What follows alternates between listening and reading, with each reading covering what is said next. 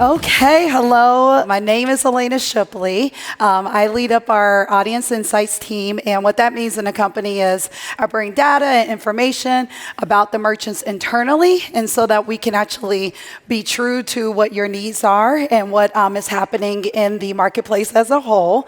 So I'm going to go over some facts today, try to be entertaining a little bit, get some interaction. So it's going to be kind of a call to action back and forth a little bit, which I hope you're okay with, even though I can't see you at all with the lights, but we'll work through it today.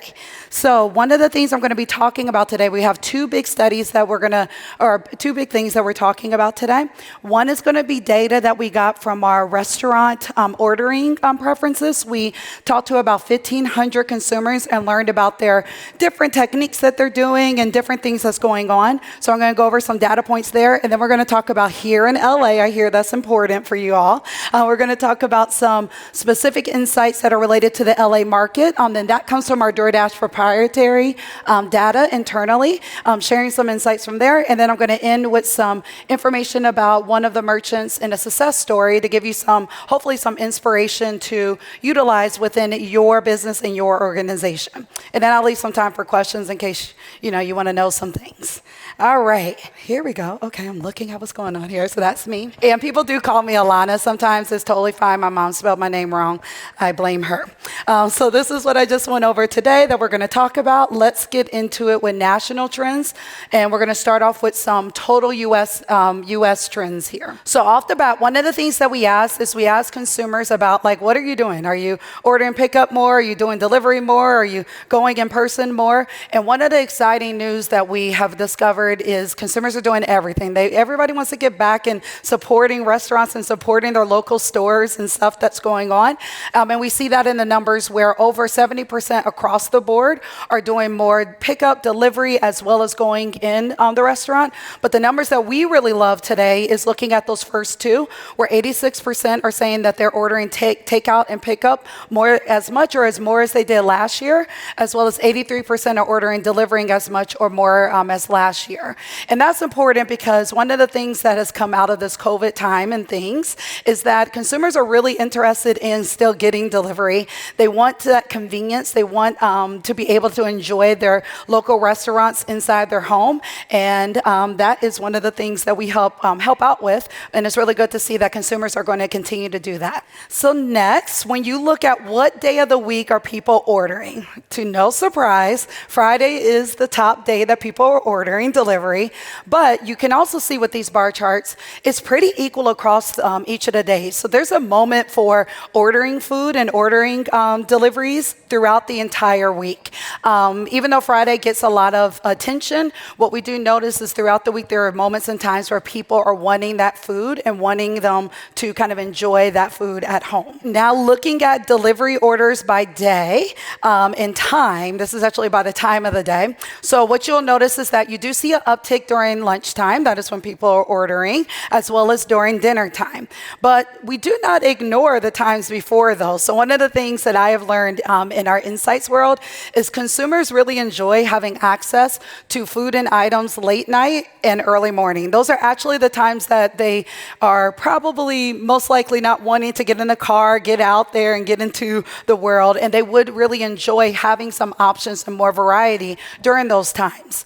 Now, they get excited if there isn't the everyday normal things that they see during that times. So maybe this can be an indicator for you that maybe there's some options that you can have at different times of the day, not just during the peak times of lunch and dinner. The other thing that I wanted to note, which is a note at the bottom here, is that early morning, so between 5 a.m. and 10 a.m., saw a 3 times increase between 2021 and 2020 on people ordering during that time. So really showing those off-peak times are prime moments for us. Now it's time for interaction. I talked a lot already. So let's talk about the 5 cuisines that are ordered on DoorDash. So I wanted to test you guys out a little bit. What cuisine do you think is on this top 5 list? Just yell it out because I can't see you. Chicken. I love a chicken. Chicken is my favorite. Pizza. Chinese. Sandwiches. Okay. There's some of these in here. Okay, I'm going to look at it because these are actually as you will see here. I'm actually going into like that overall kind of level, but some of this is part of it with the American. Mexican is really big, Italian and Chinese, but I left this third because it was kind of a surprise for me because I go to Chinese as well as American and Mexican. That's the ones that come in my industry more. What do you guys think is number 3 looking at this list that's missing? No one said it yet. No. Oh, no. Oh, I wish it was Ethiopian. I tell you what, it's good food. What? Oh. It is Japanese. Whoever said, okay, sushi's in the building. Yes. There is no prizes. They told me I couldn't do that, but it's okay. So Japanese is number 3, but what you'll see here is that, yes, the top cuisine here in the U.S. is definitely American, but you do see a variety happening, and we do see that that is something that consumers are continuing to be excited about. So next, now this is kind of what you were just talking about, thinking about specific menu items on a menu. What are the top ones that come to mind? I know I heard chicken. I know I heard sandwiches, pizza, sushi. No, there was some, burrito. I thought someone said Doritos. I was like, yes, that is big too.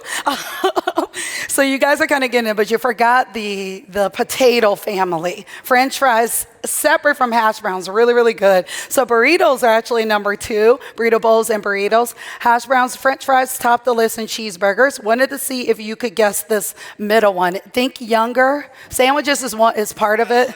Think like, what were you looking for as a kid? They were dinosaur shaped.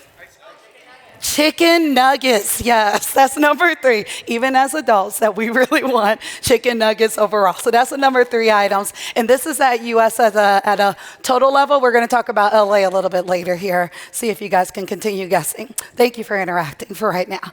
So one of the things that we ask consumers is what makes them try new things? Like, if I know that it's a little bit hard when you get your returning customer, they know your menu, they know what's going on there, they know what to expect, but we all want to kind of shake it up. Maybe you have a menu item that you're looking for people to get excited about. So we ask consumers what makes them try new things and new restaurants overall. And the driving force here is just getting bored with ordering the same things, introducing me to different cuisines. That has been one of the biggest things that we hear from consumers as it relates to delivery services, is that they're discovering restaurants that they didn't come across on their natural driving behaviors in their town. So they're discovering new cuisines and new areas, and that's really exciting to them. So introducing them to new cuisines, they feel like they're treating themselves. We all think that delivery is kind of indulging and treating themselves, as well as trying new stuff to help kind of expand their palate.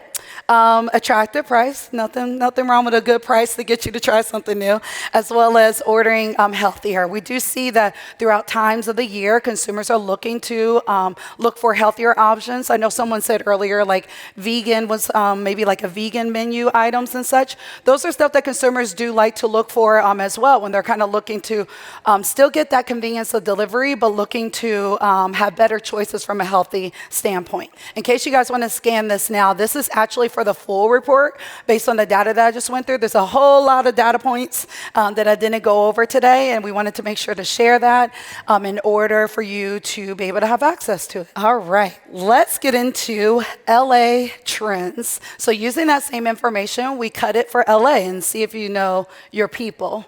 As much as I now know a little bit about them. Okay, so off the bat, for delivery and pickup growth, we saw a 25% growth in year-over-year delivery and pickup in same-store sales here in the LA region. Consumers are looking to still use delivery.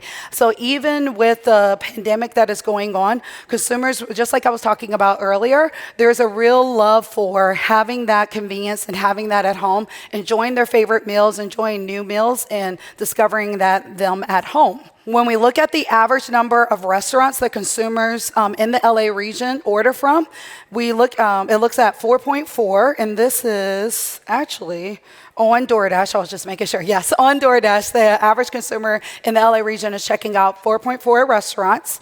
And they go to not only to their go-to delivery spots by joining Dash Pass, they are looking at different places that are their usual. But then, just like I was mentioning earlier, consumers consumers every now and then are also looking at new places and discovering new cuisines that they can have at home. The reasons why we were talking to consumers in the LA residents, this is actually some work that my team did overall, where we were talking about what makes you choose delivery over other things. What are you looking for from delivery? And these are the top things that they mentioned. First of all, it feels a need in the lives of the busy people here in LA. So they're just too tired to cook. There's a lot of business working right now. There's a lot of people who have a field day, and by the time that they make it home, they just don't want to cook anymore and looking for a break. And what they do see is that delivery is a convenient method that enables them to do that. It is a part of the LA living, so I do hear that, traffic is a little bad here, just in general. So what we hear from consumers a lot is that once they're at home and not getting back into the car, they want to try all of the different spots that are around, and it's convenient for them, so why not get delivery? There is an endless restaurant options now. It used to be that you could only get Chinese food as well as pizza, and only from specific types of places. Now you could get a whole variety of Chinese food, a whole variety of pizza spots, as well as other cuisines, and consumers know that, and that is very convenient for them to be able to try an endless amount of restaurants and have the convenience at home. And then the pandemic has really treated us different habits. What we heard from consumers is now it's just kind of part of my everyday. Maybe they didn't do it before, but now that they see that it's really easy to get to them, it is something that has made them really interested in the delivery overall. And then finally, not wanting to go back and get into the car. Like I mentioned earlier, it is a lot of traffic out there, and consumers say once they're at home, they just don't want to get back into the car and leave. All right, now let's talk about the earlier stuff that we talked about, some menu items, but now we're talking about LA, healthier, some new exposed palettes and such to different cuisines. Wanted to know, what do you think these are specific menu items? What do you guys think is on the top 10 for LA for menu items? We got vegans, we got salads. Sushi, baked goods. Okay, I'm just going to show you the list within here. This is the biggest growth, and you can actually see the growth here. So we see that at the top, cheeseburgers, and this grew 89% on DoorDash. Donuts, enjoying the donuts, grew 62%. Poke bowls, cheese steak sandwiches, which I thought was really interesting. Philly in the house of 62%. Cinnamon rolls, we talked about baked goods. Eggs has grown a lot because breakfast has grown a lot, as you saw on the earlier side of things. Soup and ramen, but the top one, which I found interesting, anyone want to guess? Going to the ballpark, what do you get? Hot dogs. See, like LA's, I love this. People like hot dogs. They're probably a vegan hot dog. It's probably, something healthy, but hot dogs are on the list, and they grew 109% as a menu item within the LA region. Okay, top days of the week for delivery in LA. It's the same story that we saw earlier. Friday is the top day of the week, but you are also seeing that the other days also have pretty strong numbers for delivery. There's a little bit less happening on the Monday through Thursday time period, but it doesn't mean that you do not have consumers out there and looking for delivery overall. Times of day, same kind of thing here, where we are seeing that dinner and lunchtime are the peak areas in times of the day, but you do see some activity happening early and late night, which gets into my next slide here, the off-peak hours. So off-peak hours in LA, the orders between 5 and 8 a.m. grew 64% year over year on DoorDash, and orders between 11 p.m. and 2 a.m. grew 58% year over year. And what we are seeing, as I mentioned earlier, when talking with consumers, that convenience of getting variety at off-peak hours, it actually makes and justifies getting delivery more than other times of the day. Sometimes consumers say that they feel a little bit guilty by ordering, during the daytime, because technically they could get in their car and go get it. But for some consumers, they're like, if I can order this food, maybe they worked late, maybe they're just looking for a late night snack. If they can get that food in the off time and off peak hours, it makes them feel like that is an extra benefit and worthy of paying for that delivery. All right, busiest days of the year. So what we're looking at here, the busiest days, we were looking at 2021 and looking at the single busiest days within the area, within LA. And first off, you're going to notice, even though it went throughout the whole year. The busiest days happen in November and December. And what you'll also notice in the trend here is they're usually right before a holiday. So one of the things that we hear from consumers is that they're busy preparing meals and getting ready for a holiday. And all of that angst of doing all of that on the day, they really are looking for convenient stuff before the holiday. So you're going to see Thursday, December 30th, the day before New Year's, the Friday before Christmas, on New Year's Eve, Friday before Thanksgiving, and day before Christmas overall. These are the times that they're looking for some help of that convenience because they're getting prepared for their families and opting to cook at home for the holidays, but looking for other things outside of that. So we're hoping that this can be inspiration for you to how you can capitalize on other times and days around the holidays, and don't think just because they are the holidays, people are not looking to get delivery. Now, when we look at the busiest days for delivery in LA, I'll just put this list here. One of the things you're going to notice between January and June, all the busiest days are Fridays. So I know I mentioned earlier the busiest day of the week is always going to be Friday. So when you're looking at the single busiest days so far, they're all different Fridays. We couldn't really find any trend before holidays or anything of that nature for the first half. But there is one holiday that ended up on the top of the list for the busiest day for DoorDash. Do you guys in LA, do you know what holiday it was between January and June? Any guess? What did I hear? No. Yes, it is Mother's Day. So on Mother's Day, one of the things that we have noticed from consumers is they're really sending that love and delivery to their mothers, or people who are like their mothers, or just themselves as an excuse because they are a mother. But Mother's Day was a really big day for us overall.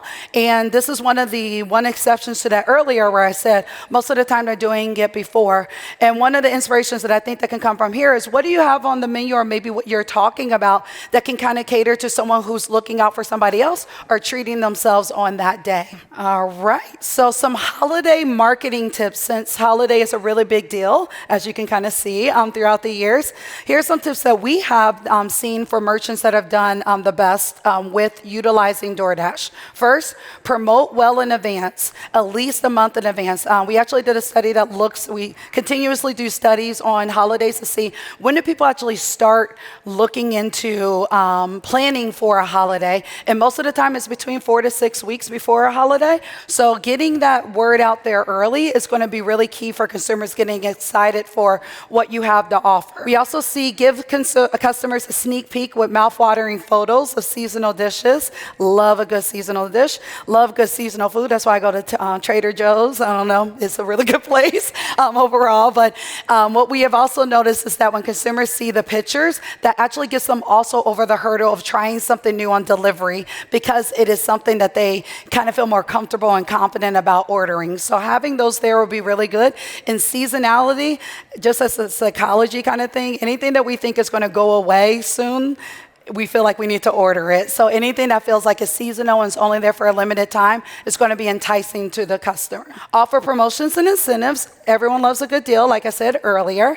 Create new buzzworthy menu items like limited edition, cocktails, or desserts. Again, that gets to that customer who really enjoys something that they can only get at that time and something very special, especially during the holiday season where they are looking for special things and treating themselves. And then finally, come up with a unique hashtag and use it all the time. Social works, hashtags works. People really like those kind of things. And what we are seeing is that success overall and connecting the dots for the customer when they're looking for items. This is now a holiday marketing calendar and toolkit for DoorDash. And this goes over a calendar of social media holidays and ideas for holiday campaigns that we have put together. I didn't go over any of those here today, but you can see some of the ideas utilizing this tag here. Now, let's go through a success story, an example here, just to kind of give you some idea of one merchants view how we have actually seen success utilizing different services on DoorDash. So we're going to look at Bonbon Berry. Does anyone know this? I'm here in LA. It's in West LA.